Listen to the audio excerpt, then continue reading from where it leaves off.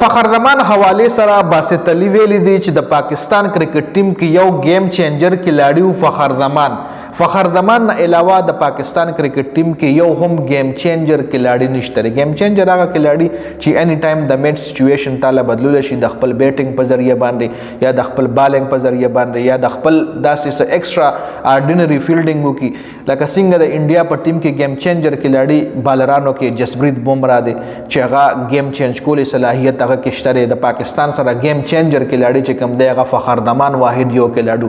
استرالیا سره گیم چینجر کلاړي بیټسمنانو کې ټریویس هیډ دی که او چلیدو نو په ټي 20 کې د 300 رنونه کوي او چې نه چلی نو بیا غي سره نورم خیر داسې کلاړیان شته نو داسې گیم چینجر کلاړي باسي تلویلی دي چې د پاکستان کرکټ ټیم کې واحد فخر زمانو چې هغه سره هم پی سی بي زیاتې کوي معمولی خبره باندې صرف د خپل خلوی کولاولو په وجه باندې هغه د ټیم نه بهر شوی. ډیر زیات خلکو فخر زمان په حق کې आवाज اوچت کړي دي. وګور بچراتلون کې ټایم کې د پی سی بي زړه نرميږي کنه د براتلون کې ټایم کې پته لګي. په دې ویډیو کې د اپډیټس خپل راي کمنټ کړئ. والسلام.